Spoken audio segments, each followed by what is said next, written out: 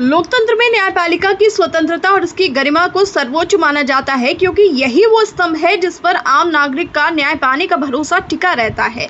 लेकिन जब उसी स्तंभ पर भ्रष्टाचार के दाग लगते हैं तो ये न केवल न्याय प्रणाली की साख को चोट पहुंचाता है, बल्कि पूरे लोकतांत्रिक ढांचे को हिला देता है।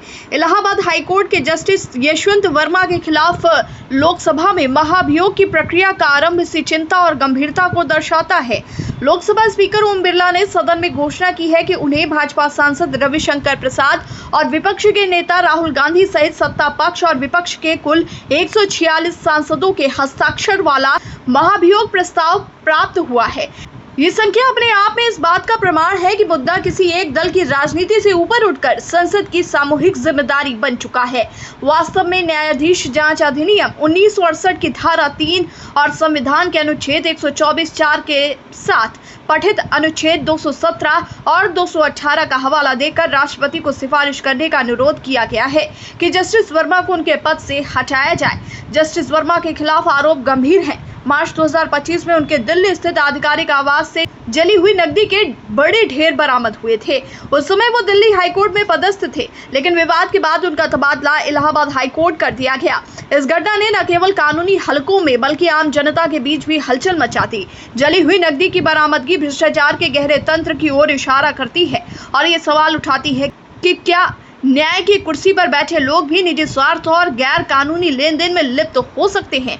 महाभियोग की प्रक्रिया संवैधानिक और कानूनी रूप से बेहद जटिल होती है, क्योंकि ये न्यायपालिका की स्वतंत्रता और जवाबदेही के बीच संतुलन बनाए रखने का मामला है।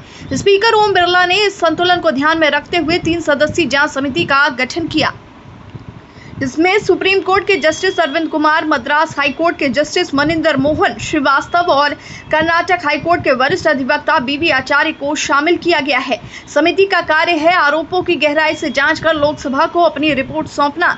जब तक ये रिपोर्ट नहीं आती, महाभियोग प्रस्ताव लंबित रहेगा। इस प्रकरण में सबसे अहम पहलू ये है कि सत्ता और विपक्ष दोनों एकजुट होकर भ्रष्टाचार के खिलाफ खड़े दिख रहे हैं। स्पीकर ने स्पष्ट कहा है कि संसद को एक स्वर में संदेश देना चाहिए कि भ्रष्टाचार किसी भी स्तर पर बर्दाश्त नहीं किया जाएगा। ये बयान न केवल सदन के लिए बल्कि देश की जनता के लिए भी एक सशक्त संकेत है कि न्यायपालिका पर जनता का भरोसा बनाए रखना सबसे बड़ी प्राथमिकता है।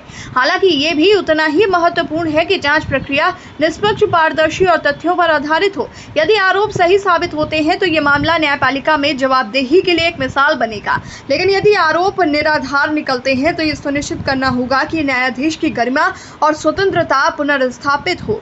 अंततः ये मामला केवल एक व्यक्ति पर लगे आरोप का नहीं, बल्कि ये इस सवाल का भी है कि क्या हमारी व्यवस्था में इतनी ताकत है कि वो अपने ही भीतर मौजूद खामियों को साफ कर सके और न्याय के स्तंभ को अडिग रख सके।